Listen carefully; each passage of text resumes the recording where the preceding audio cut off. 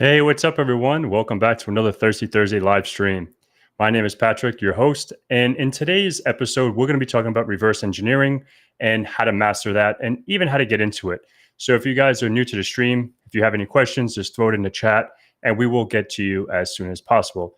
So our guest tonight is Alex. I want to bring her in and let's introduce her. Hello, Hey, hello. Hi, everyone. hey Alice, how are you? I'm doing good. How about you, Pat? Good. Just here, chillaxing, and yeah, that's about it. Just ready for tonight. Looking forward to this chat. And Yeah, yeah, thanks for how's your? having me. Likewise. Thank you for hanging out. And how's your week going so far? Any good stuff? Woo! Yes, it's been a week, a pretty intense week between work and outside of work. But yeah, having fun, learning a lot as per usual. Excited to be here and hopefully, sharing some useful tips with the people who are joining us.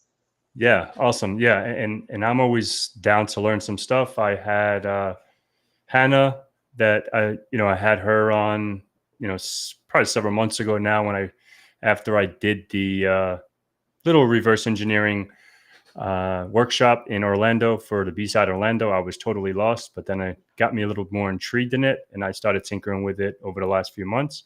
So yeah, that's some fun stuff for sure.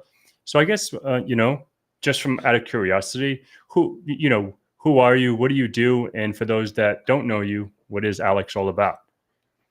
Yeah, so who am I? What a great question. I come from a completely different background that has absolutely nothing to do with cybersecurity. I started my career in the digital communications field. I worked many years for different nonprofits doing digital content mostly. Yeah, I imagine blogs and writing articles and social media posts and this kind of stuff. I had always been a bit of a tech nerd. I loved building my computer, building my own stuff, and I had taught myself programming in the past, starting, with Python and then digging more into data science things. And Hmm. I had started obviously to inglobate that a little bit more in my day-to-day job. But eventually, I stumbled upon, as I was revisiting Python and doing more, learning more command line, Linux, and that kind of thing, I stumbled upon an ethical hacking class, and my mind was blown. I was like, whoa, I had absolutely no clue you could do this as an actual job, like a legit job, not being, a black hat hacker. So that got me very excited and kind of curious to explore the area, even though I didn't know if I really wanted to pursue and what specifically I wanted to pursue.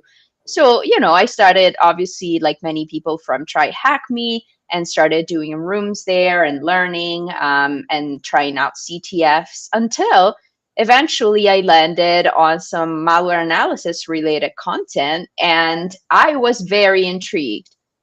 The first time I opened up Ghidra, which is the free disassembler maintained by the NSA, I was not very excited. I was more scared than excited, to be honest, because Yeah. it is a lot. It's a lot of information. It's assembly, so it is not pleased to the eyes.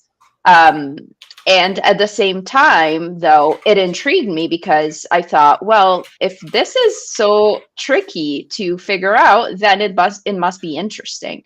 Hmm. So yeah, I started digging into that and going room after room, and then I moved on to other type of content, and I also took up CTF with Women in Cybersecurity and Target, and that was the real, on the ground.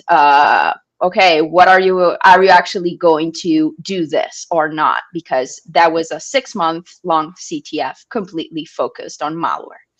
And I did, and I started doing it, and I really, really liked it. And so eventually I was like, wow, I think this is really what I want to do. Hmm. And fast forward a couple of years, I recently started a new role as a malware reverse engineer and CTI analyst on a great team. And I'm really excited to finally have the opportunity to really apply those skills in my day to day, as opposed to doing it more as an independent researcher. Nice, nice. And that's definitely, I think, everyone's guess dream, right? In every aspect, right? You want to practice, which I don't, CTFs, I think are more game. I don't know. For me, it's more gamified. Even when I was doing them a lot more when I was doing some sort of certifications years ago. And but I think having that CTF or having that practical knowledge and then getting that job and reinforcing everything that you learned for, like you said, 6 months or however long, it's like it's super rewarding, isn't it? It is. It's incredibly rewarding because I'm fully self-taught when it comes to everything technical. So that is one big plus that for me, be able to use those skills and actually making myself useful as, an employee and as a researcher too, because, there's the usefulness within the company's business, but then there's also my personal research that I keep doing. And it's super fun because I get to really experiment and find all kinds of different ways to figure out new malware. Where do I find new samples? There's a lot out there, and you can really get creative and have a lot of fun. Yeah. So it sounds super fun, right? But how do we get started, right? Like for someone that, you said a lot of sexy things and a lot of super, super intriguing things, right? But where do we start? Like, I know you said you're 100% self taught, you didn't come from a Mhm. technical background. So, what if like someone has maybe a help desk or maybe some IT experience or none for that matter, and they want to be like Alex? Like, what is their, what should be the path? And, obviously, if you have any sites, you can throw it in the chat. But, obviously, we were talking about Try Hack Me and some stuff over there. But yeah, like what can I do to learn and be successful in, malware, reverse engineering, etc. Yeah, absolutely. So it can be very daunting because, as I said, the first time you throw a binary in Ghidra and you see all those million functions popping up, you're like, oh man, maybe this is not what I want to do for real, for real. Hmm. But then you keep going back to it because it is intriguing and it's a big puzzle. And so I would suggest people who want to just like explore this to really start from those basics, from Try Hack Me, and from knowing the fundamentals. Because, in the end, understanding malware is about understanding its behavior, like what it Hmm. does. And so that entails being aware of what, for example, an API is, of what happens when you actually launch the application, what happens at runtime, at low level in the computer, in the machine itself. How is memory used? Hmm. What are registers? How are those used? Because that then allows you to really take apart the binary when you're looking at it in a disassembler or debugger. So it's like you would want to be somewhat familiar with the internal functioning of the system, of the mainly obviously Windows kernel, if you're starting from there, and the user level and how they interact with each other, how libraries work, and therefore how APIs work and what they do. At least, a general sense of all of Hmm. this. And then step by step, you kind of want to get familiar with assembly because obviously, x86, 64 is the base where everything else starts. Everybody starts from that one because it's the most common still when it comes to Windows binaries, at least. Hmm. And then you can take it from there. And if you're adventurous, there's plenty of fun places to go. But yeah, so I would suggest just the fundamentals of how the operating system works. And that way you can look at a sample from the host perspective. And then obviously a little bit of networking knowledge, because the same way you have host-based behavior, you have network-based behavior for the malware. So you need to be aware about, what APIs are involved there. How does that communication, if anything, happen? If we're talking about especially, an info stealer or something like that, it communicates, it tries to push out data. So how do we capture that data? How do we unveil that type of behavior? How do we extract those indicators of compromise, right? So I think it can be daunting because it's so much, even though the information is very dense. That's the thing.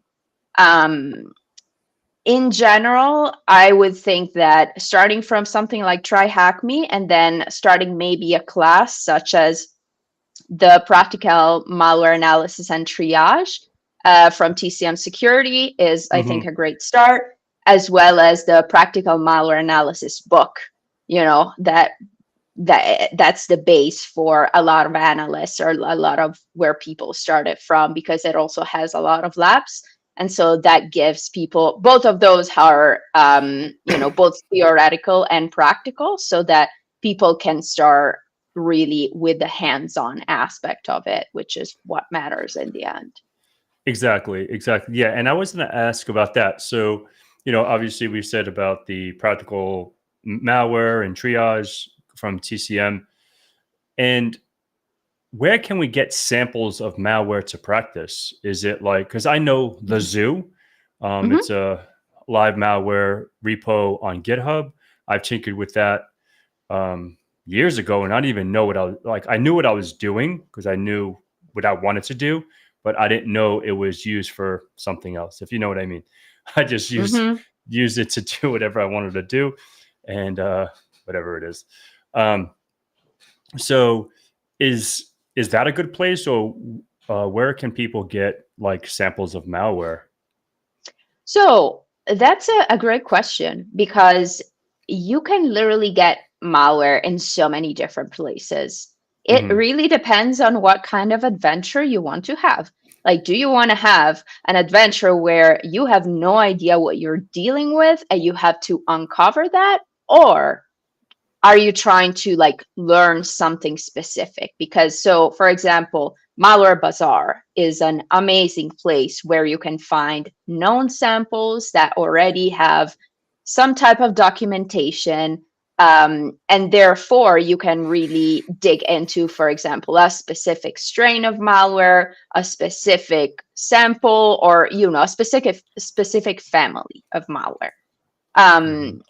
And so you can really leverage all the resources connected to that. Obviously, the Zoo, VX Underground as well. But then, personally, what I do, I can just go on Triage, which is, it has the free platform access for every analyst, or filescan.io. And I just look for executables, not necessarily flagged as malicious, but you can download them for free and find out. And on top of that, on FileScan, you have executables, you have documents, you have JavaScript, you have PowerShell. So you see a whole range of very interesting things that can have multiple layers, can have obfuscation.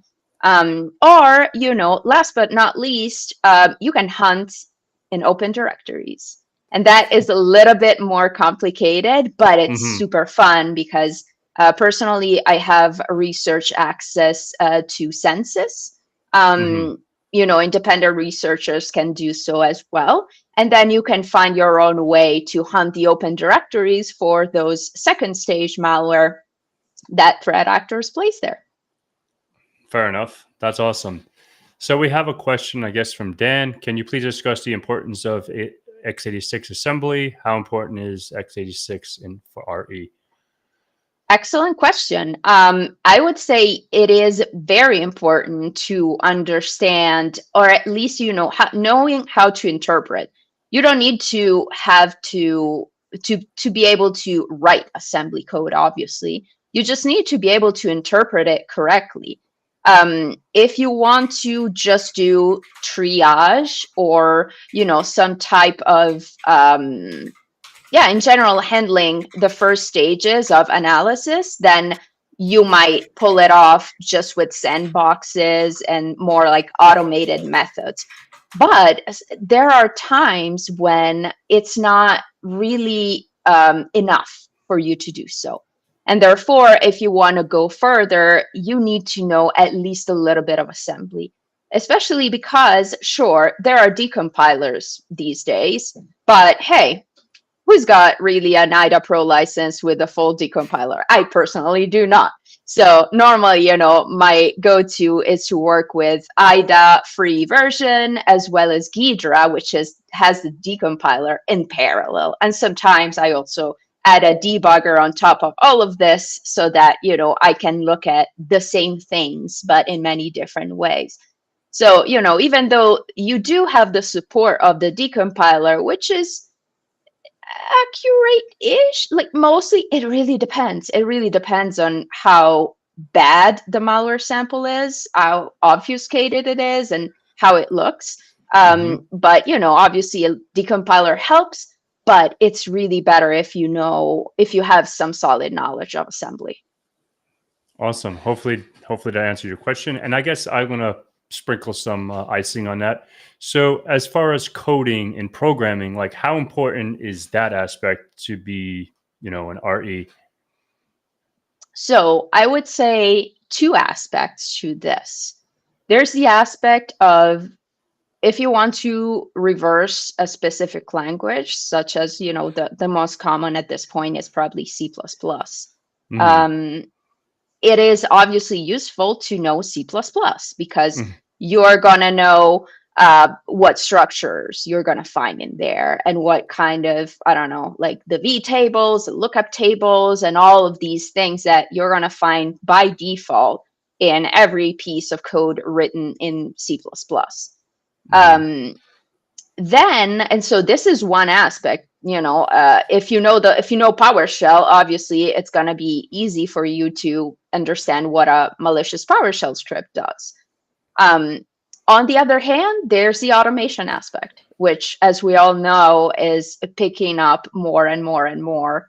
And if you know how to write a Python script to automate some of the tasks that, sometimes are really incredibly annoying and boring, such as, hey, I really need to decrypt this like set of strings and I don't want to have to do it, by copy pasting and through CyberChef, then you can just like write up a quick script and get that done. Fair enough. So, obviously like everything is, the hot topic today is AI, ChatGPT, and all this other stuff that we were talking about. So do you use ChatGPT like on a daily, weekly basis? Like, do you use it? Is it useful for this industry? Like if I became an RE, for an example, will ChatGPT be a tool for me? Because I know I use it all the time from what I do. That is another great question, I would say ChatGPT and similar tools, they're language models. So I think they can be useful if they're used within their limits, that we have to be aware of that. I use it occasionally, I have to say, as kind of like an assistant for searching for things. So for example, if I'm looking for specific references to, I don't know, I'm like, hey, ChatGPT, do you have any reports that you can link me to about XYZ malware? Kind of like a search engine, but with more contextual information. Or, maybe I'm looking at a specific piece of assembly and I'm like, oh, I can't remember what this combination is for. And that ChatGPT can be useful in that case. But I think we also have to keep in mind that, it has limitations. And so we have to take that information with a grain of salt, especially when it comes to very technical stuff. Yeah. So, like how long would it take to at least get, okay, I guess let me back up. Are there, for an example, cybersecurity as a whole, right? We're in Mhm. cyber is the big thing.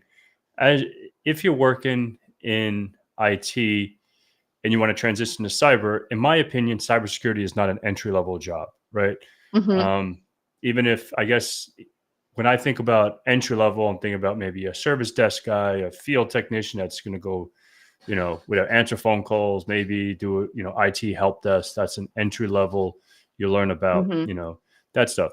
Then obviously on the cyber side, maybe a security analyst or a SOC analyst Mhm. or would be the equivalent to the help desk on the IT side.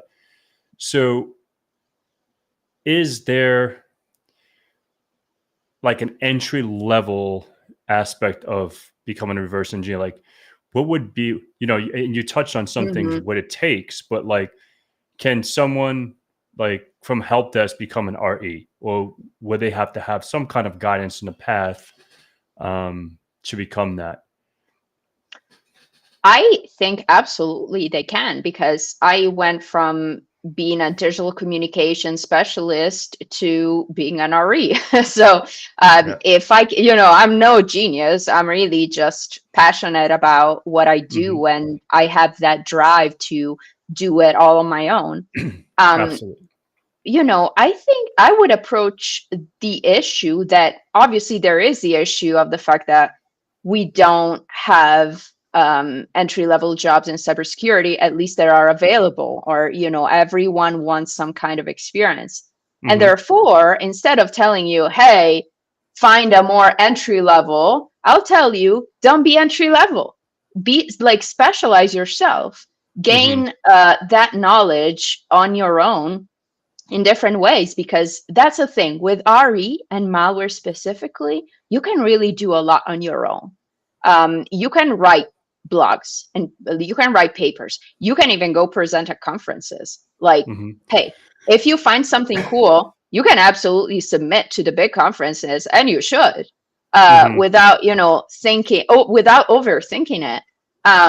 So if you are passionate about this and you really Hmm. are determined to do it, just like throw at it everything you have and just Hmm. fully dig into it. Start looking at samples every day, start looking at all kinds of things. And if you are able to also find somebody that can guide you through it, that's going Hmm. to be a big advantage, because Exactly. having mentoring is essential, Yeah. really. Yeah. Yeah. I think that's, you know, w- what is RE? Reverse engineering. And hey, what's up, Joe? Rock out, dude. And thanks for checking us out. So I guess like I'm just trying to think for a second. So what do I need? Or what does to get started right now? Like I can boot up, a Kali. I don't know. I'm thinking about my world, right? Like, is it like a Mhm. Windows box and you can post maybe like Flare V. I think it's Flare VM or Yep. something like that. Hmm. Yep, And that's right. so how can we do it free 99? I'm broke. I'm poor as shit. I don't have no Hmm. money, and I want to start being like Alex. Like, what can I do today to be like you? Yeah, so that's pretty funny that you're asking, because actually my lab is on a laptop that was gifted to me by the IT director who had started mentoring me at my nonprofit job Hmm. when I started, getting interested in this whole world. And he was like, "Oh, look, I have this. It's not in great shape. It has its age, but it does have good RAM. So if you want it, it's yours." And Mm. my lab is still on there. So yes, even if you're broke and you want to get this started, it is totally possible. So my initial lab setup, and I think it's very doable, and I think there are some really good YouTube tutorials on how to set up a full RE lab on your own, is just like VMware or VirtualBox, the free version. And then you can build two VMs. You can build a Linux box, and you can build a Remnux Linux Hmm. box. Um, you can also set them up so that the Linux box is designated as DNS server and gateway. That way, all the traffic from the Windows box can be directed there and captured and analyzed. And therefore, you're keeping the Windows box with Flare, obviously, if you want to, or else, you don't have to use Flare necessarily, but it's a really good start. And that way, on the Windows box, you're going to fire up the malware and do most of your RE and capture the host-based indicators. And the Linux box is going to give you support in terms of analyzing different file types, because Remnux, for example, specific Linux distribution by Lenny Zeltser, has really good tools for reviewing documents, PDFs, Office files, but also like JavaScript emulation, as well as PowerShell related tools and things. So I feel like one Windows and one Linux are a really good pairing to start with this whole work. Cool. So when you say a Windows box, because you said 2 VMs, a Linux box, and then you said Rumex, aren't those, or you mean like Linux is Rumex, Rumex, and then like a Windows box? Yeah. Sorry. Remnux is one specific Linux distribution. So Remnux, let's call them Remnux and Flare. Yeah. Okay. Fair enough. All right. So we have following you for a while. Ciao.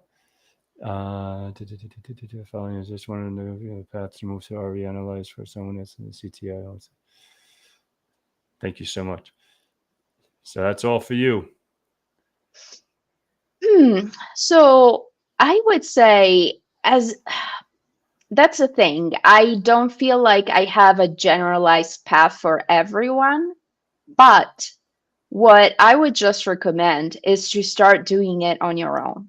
Because if you have a background in CTI and OSINT, you already have a lot of knowledge when it comes to indicators, when it comes to, researching threat actors and investigating infrastructure. So you have the context, which is super important, obviously, when you're trying to understand specific malware strains or campaigns. At the same time, what you want to really dig into is the more technical aspects of reversing a binary.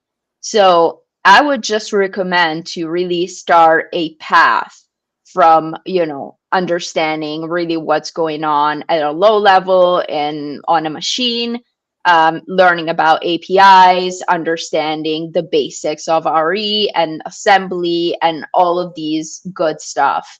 And at the same time, just build a small lab and play with a lot of samples.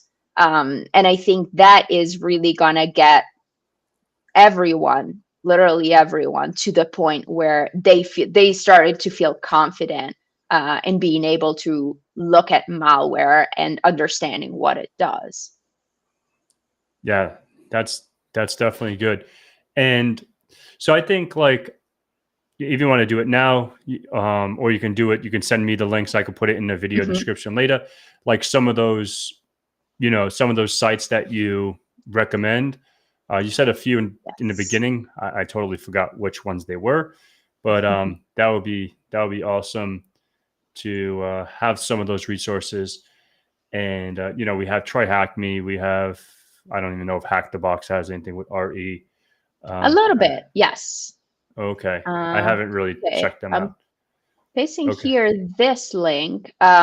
So this is a short blog post that I had written a few months back, and it really includes all the resources that I use, like the main things that really dig into everything malware and RE.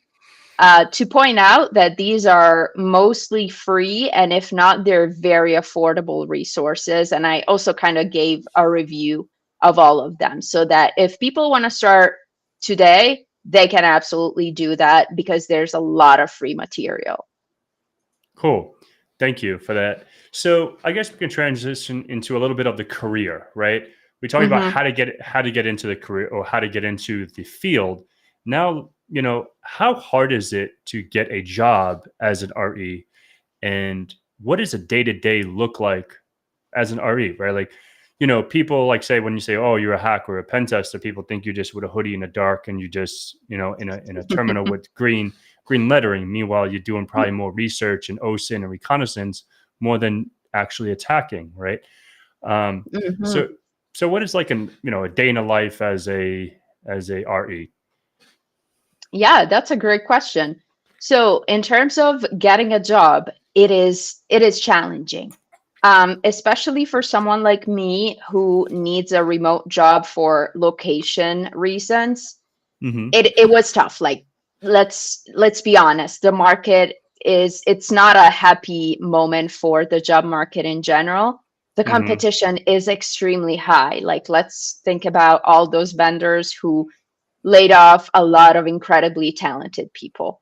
And Mm-hmm. those, not many of those are REs, but there are some really good REs among Mm-hmm. them. So the competition is high. Um, to me, it just takes really perseverance. Mm-hmm. You just gotta not give up. And if one opportunity doesn't work out, all right, what did we learn from that? Okay, Mm-hmm. what can we do better next time? Plus, connect with people, because I've noticed one thing that really made a difference, not just in my career, but also in my personal life, is just like connecting with more people who love to do the same thing that I love to do. So it's just so incredibly rewarding to have those connections and be able to bounce ideas off of other people who have been maybe in the field for decades, right? So that is for what concerns getting a job. And then you never know how things could go. At some point, a friend of yours, somebody who you didn't know, who eventually became a friend of yours because you were like, oh wow, I read your report, that was so cool, how did you do this and this and that? Like, I am that type of person who is super nerd and just like nerd. I want to nerd out with people. So Yeah. I kind of like build relationships that way. And then, maybe in 2 or 3 years, that person is going to be like, oh, hey, Alex, I remember you like this and this and that. You know Mm-hmm. what? We have an opening. And so blah, blah, blah. Things happen that way. But again, in this super tough market, I think just you can't give up. You have to Mm-hmm. keep going. When opportunity doesn't work, it's because it was meant to be that way, and you got to move on to the next. And eventually, if you stick to it, you're gonna get it. Yeah, yeah, absolutely. And I think that's what any career, right? Any path, Hmm. cyber, IT, cloud, blah blah blah. Uh, like, just because one door closes doesn't mean the next one isn't going to open. And I'm fully on board with what you said, because you know I in the past I've played hockey with people, and I you know I got a job with them. I talked to people I went bowling with, and I just, whatever, if it's a job or if it's just like, a little gig or whatever the case might be, Hmm. networking and just being present in the community, and just, I don't know. I guess with me, I understand, like, people are very, they're hungry for the money. But I think, like, with this, if you're doing it just for the money and without the passion, it's going to be a disconnect, because you're going to get burnt Hmm. out real quick, right? And I think as the industry is growing, like the compensation, because I want to ask you Hmm. about compensation, because I have no idea how much REs make. I have no idea anything about that. But I remember, for an example, I want to go back in time, right? As a Hmm. network engineer, I remember, like, the ranks, right? Like, you're a, like we talked about, help desk. Then maybe Hmm. you get to, like, okay, now I'm touching Active Directory and all that stuff. So maybe I move into, like, maybe a junior sysadmin, a sysadmin, and then you Right. go into, like, network engineering. Then you go into cloud engineering, and then you know DevOps or Hmm. DevSecOps or whatever area you want to go to. And I remember, okay, like, you know, a help desk maybe is at 50 grand, 60 grand or whatever. And it's like, shit, I want Hmm. to be, how can I make over 100 grand in this path? Right. It's like, okay, you have to Mhm. be a system engineer or like a CCNP, CCIE guy to get, the big bucks. You have to get into networking. Networking was the hot Mhm. thing. Now you think about it, networking as a network admin, yeah, maybe a network engineer, maybe they're making a, buck and a half or buck 20 or whatever, but Mhm. it's not as like as easy, right? And that's why I think like Mhm. everyone, was going towards a cybersecurity route. It's like, oh shit, like I can go to cyber and Mhm. make fucking buku bucks. But now it's saturated, right? Now it's like Yeah. everyone and their grandmother wants to be in cyber. So do you yeah, do you find it as though like now like, you know, I guess my question, do you think the hunger to Mm. stay up to par is still going to continue? Because like we talk about AI and fucking chat bots, and Mm. this is going to replace the help desk because we can just automate some tasks. And because I went to a conference recently, IT Expo, Mhm. and there was a booth that had like a help desk, and we were making jokes with some people like, oh, we're going to replace you with this fucking thing, you know and it's like, because the help desk and just like Mm. service desk people. And all jokes aside, we've seen this thing. It's like, holy shit, like that thing can do what you did, like open a ticket, troubleshoot a printer, and you literally just tell this computer, and it'll say, okay, disconnect from the Ethernet, do this, install. Like it Mm. literally told you what the fuck. Like I was like, yo, this thing is sick, you know. And leave my grandmother out of it. Yeah, Frank, sorry, bro.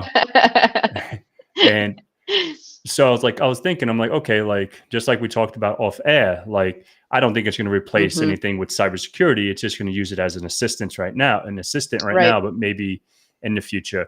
I know I went on a rant. I sound like our buddy, but so I guess like my ultimate question. Let's go back and like an RE, Mhm. is the compensation well, and like yeah, like I'll shut up now. Like, how is it like the Mhm. compensation, and go on from there? Okay, so having applied to jobs for over 6 months in 2023, after unfortunately the company I was working for shut down, I noticed that salaries in 2023 went plummeting. And that, unfortunately, it's just for everyone, all the roles. I mean, obviously, I don't keep an eye on many types of roles, but Hmm. for RE related, security research related, salaries went down. Hmm. Um, I have to say, specifically for REs and security researchers, salaries are still pretty good on average, Um, probably, and piggybacking also on what Emily is saying about, yes, a lot of RE roles and security research roles are in those companies like, yeah, Median, Cisco, CrowdStrike, Palo Alto, and everything. There's also some in-house roles with companies, but most of them are with security vendors. And so you're going to see those salaries posted, and you're going to notice that, first of all, yes, they went very much down, but also that they are still pretty good compensated compared to other jobs. We're talking about like good six figures, like 110, 100, 110, 120. Hmm. Um, I have maybe seen once an RE job posted for less than 100. And people were in some like Discord channels were a little taken aback by that, because I think there is a bit of the notion that RE or security research should make you at least around 95, but 100. And obviously, with the market going down, that affected quite a bit. But still, on average, they're pretty good, but like pretty compensated well. Yeah, yeah. I just googled it really quick, and nationwide is about 120 to 130K. Hmm. You know, and obviously that's that's with anything, right? Like if you want to know I could have just googled it, but I just brought it up Hmm. just to bring it up, and Yeah, on the low end, it's about 98,000. So you were pretty Yeah, much spot on. yeah. That's in line with what I've seen over the past year, let's say, just looking at salaries, and a lot of them are posted now. So if somebody wants to like keep an eye on it and track them, you can do so. Yeah. So I guess is there any other questions? Thoughts on AI? Will it change the effect of our EM malware analysis? Hard to say. I mean, for now, I really don't think so. AI still makes a ton of mistakes if you ask it to write code for you. So I don't think that we are at that stage yet. Possibly in the future, maybe, who knows? As for an AI doing RE, oof, I would not trust it right now.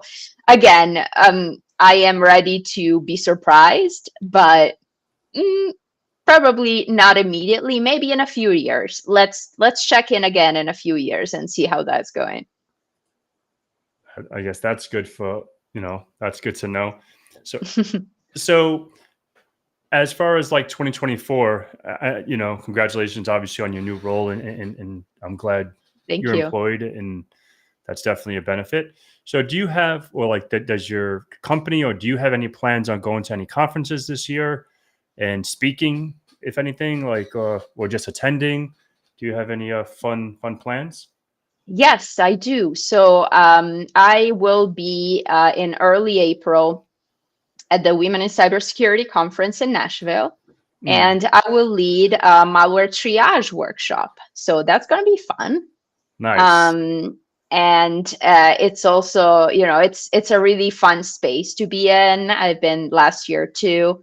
I hope I'm gonna be able to do B-Sides Las Vegas and DEF CON. I hope. Mm, I'm keeping my fingers crossed, because in all of this, I also had a baby last year oh, in July. congrats. So thank you. So there's also, the whole family situation to coordinate. And I'm really hoping that I'm gonna be able to make it to DEF CON. And then for sure I'm gonna make B-Sides New York City. Yeah, I'm I want thinking to go to New about York. hmm Yeah. yeah, Yeah, then we should meet there. I'm definitely planning to submit something at me too. B-Sides New York City.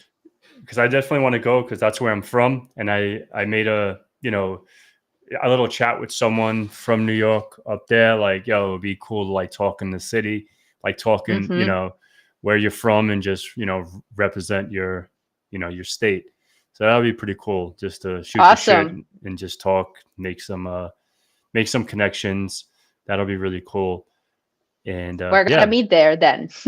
yeah, that'll be cool. Do you know where it's at in New York? I don't even know where it's at. I asked a buddy, but I'm not even sure I where it's at. think they're doing it again at the, It's like a oh college or my, something. how is that called? Yes, it's a college. Hop, John The Hopkins. center. Nope. Oh my goodness. That's I okay. volunteered there last year, so it's hilarious that I can't remember the name of it. Um, John Jay Justice College. Yeah, That's yeah, where it's at. John. Yeah. Okay. Yeah, that's where I was like, okay, like I knew it was something with John something. Mm-hmm. Yep. Cool. Yeah, I wonder And it's when gonna be they in do. October. Yeah, October 19th. Here we go. Yeah, so they already have it out there. Cool. Maybe I'll submit for a call for papers since it's out there already. Oh, it'll open in May. So fuck, got a Mm-hmm. couple more months. Cool. That'll be good. Go out there. Yeah, I was in New York last weekend and it was freezing. Oh So yeah. We it's had big snow around here. so where are you at?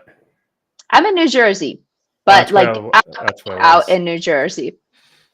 I was at MetLife Stadium Sunday for Mm. The Rangers and Islanders game. So it was really cold outside, like for an outdoor game. That was fun though. It was definitely an experience, but it sucked because we had to get like right on the plane to come back, like, and Hmm. the game was delayed and all that stuff.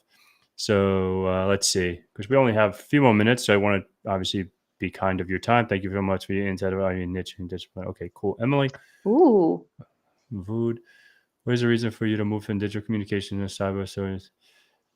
So also from Italy to the US. If it's too personal, please excuse me.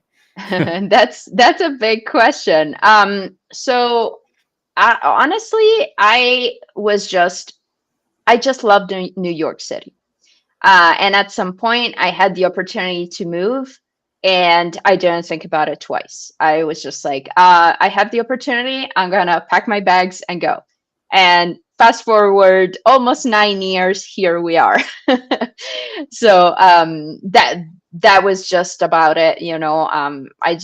I have visited New York City multiple times, and I really liked mentality and just like the energy of the city, the opportunities and all of that. And again, I had the right opportunity and I packed my bags and moved. As for digital comms to cyber, I think it was a combination of factors. I think it was the fact that in my digital comms career, I had reached a point where I had to choose whether I wanted to move laterally to something different or become a people manager. And I wasn't really super into that. And I was a little bit bored because I felt like I wasn't learning anything anymore, and I didn't have really anywhere to go in terms of learning and growth. And so that prompted me to start, to go back to my roots and, hey, I'm going to refresh Python. Hey, I'm going to learn more about Bash and scripting and Linux command line. And I just kind of like stumbled into cyber doing that. And when I realized that, oh, wow, like part of being in this field is actually just the continuous learning, I was like, this is just perfect for me because I get bored all the time if I'm not learning. This is where I was meant to be. Yeah. So you came 9 years ago from Italy to New York? That's right. That's pretty good. My grandmother was here for forever and she had an accent still. So it's yeah, it's funny. The Italian grandmas. Yeah, they don't. Yeah, she was hilarious character. That's funny. Bing Bong. Yeah, that's a New York thing, right? I don't know if I guess it's like you came from over there to the States where like a lot of Italian Americans, they have a different accent, like the accent's very, very different. So Bing Bong, that's funny. You encounter any interesting RE related scenarios in your previous RE carrier? Oh, I wouldn't say so. I also think that I wasn't like cyber incidents really spun up over the past like few years. And working in small nonprofits does not really expose you to a lot of that. We obviously, where I used to work, there was an IT department, but we didn't have any major on-prem infrastructure. We were just using services and external vendors and services, but we had pretty bare bones needs in terms of IT and cyber.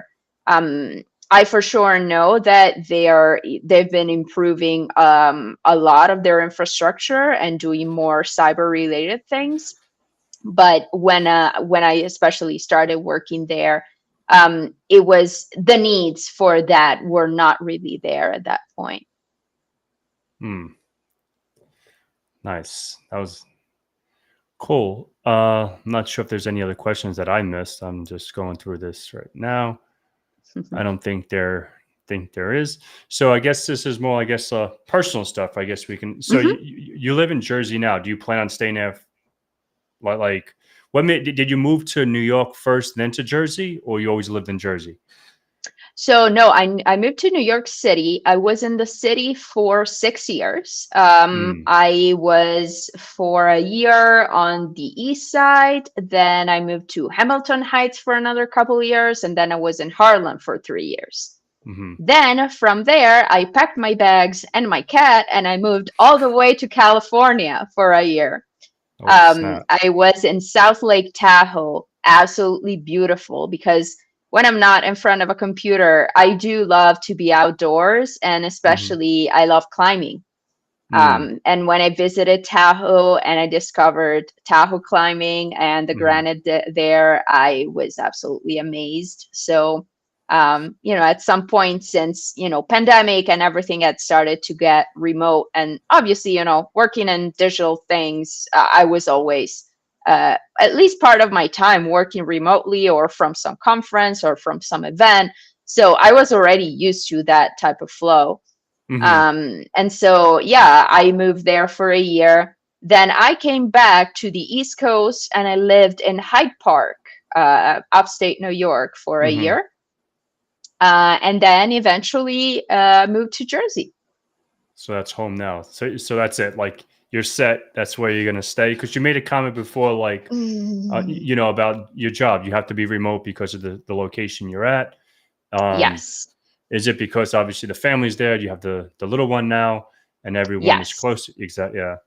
No, I get that. But listen, I'm always, oh, if I stay still for too long, ooh, I get the itch of like doing something new again. So I will never say never, I do Mm-hmm. love to explore places. I love to travel. Obviously, I moved all the way across the ocean Mm-hmm. on my own with no job, no apartment, no prospects really. Did you Um, know the language when you came? yes, I did, but it was nothing close to the way that I'm able to speak it now, even though, I'm not a genius. But when I first moved, I spoke it, but I just barely got by with it. Mm-hmm. Yeah, that's always an interesting thing, right? Like, and that's what I always feel like. Okay, like there's people in the states that you know I don't want to say homeless or whatever, like just like you know homeless. I'm just gonna say fuck it, like homeless, and then you have people that come here and succeed, right? And it's like I think that's so awesome. Like, like when a lot of my good friends from overseas, South America, Hmm. Europe, or whatever, and then like whatever, if it's a business owner, if it's someone that's super successful, a lot of Indians, Chinese, like all these people, like they come here. It's not, their primary language or whatever, and they learn the language and they're successful. And then you have people that are just, you know, lazy fucks, but I th- mean, th- there's many components there, for sure. The US to me has given me so many opportunities that I couldn't have dreamed about if I were still in Italy, at least. But then, shit happens. And so Mhm. you can never really tell whether, you're always going to be successful, or at some point, hey, you're going to hit a rock in the face, and hey, things can go south very quickly. Mhm. And obviously, there are, compared to Europe, compared to Italy, there are way less protections in terms of, welfare and all of these Mhm. things. So it can, I realize how it can get real tough real quick, because, especially from losing my job literally a Mhm. week before having my baby, when I had Mhm. everything covered, and Mhm. I had everything lined up and planned. And I was like, okay, I'm going to be on parental leave for X amount of time and then go back and everything. And instead, a week before having my baby, the company just shut down and nobody, like everyone was terminated. So Mm. uh, that hit super hard and it was really scary. So I do understand people, who lose the luxury of their home or their job and what they're going through, because thankfully I had protections around me and family support and everything, but not everybody has that. Mhm. Exactly. No, exactly. So I guess we'll touch on a few other things. Betty, California is actually a very beautiful state, but it's very expensive. New York's expensive too. So Hmm. yeah, it's super expensive.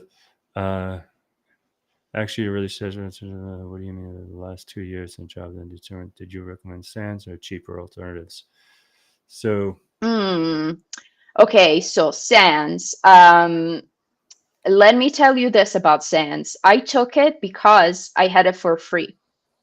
And that goes, with academy programs such as the Women's Immersion Academy, Diversity Academy, Vets Academy, and whatnot.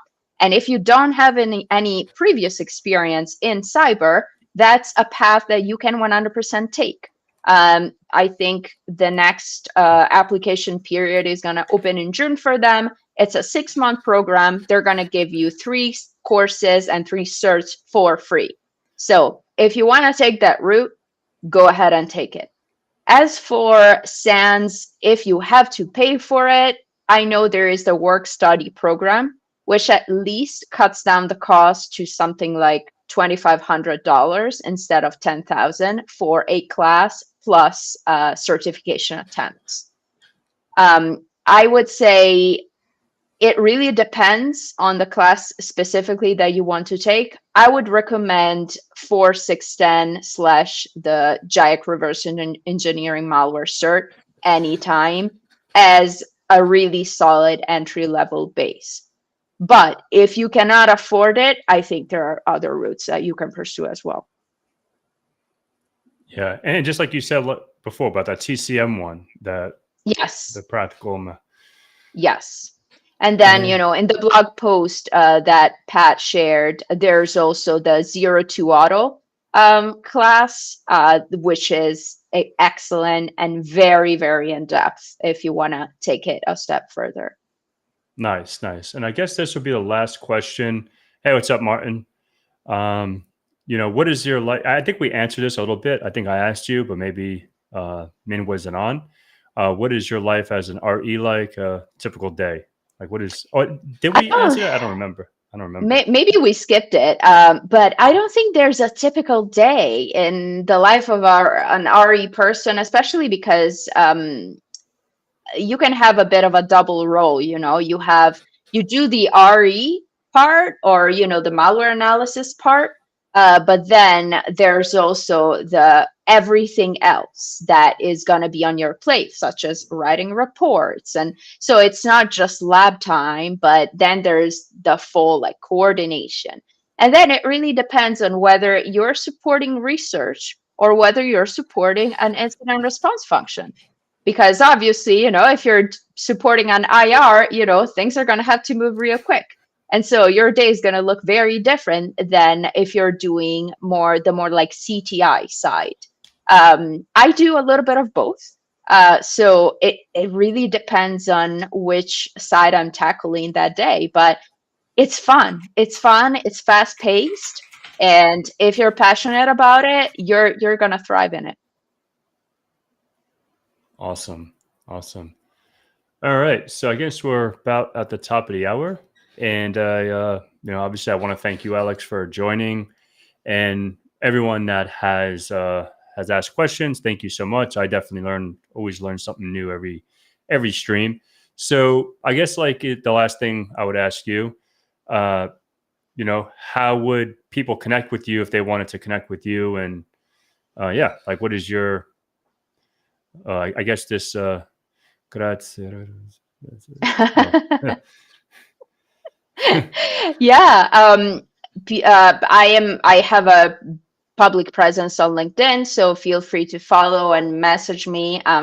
Unfortunately, I don't have a ton of time, but I do try to post some blogs every now and then with some cool research, or just posts that can be helpful for people who are starting out and for people who are in the middle of it, and sometimes they don't have a direction and need some more guidance. So definitely LinkedIn is the way if you ever want to connect. But yeah, Pat, thanks for having me. This was a lot of fun, and thank you everyone for all the cool questions and for participating. Yeah, thank you so much. And I really appreciate it. And until next time, guys, I'll see you guys and have a good one. Take care. Have a good one. Bye.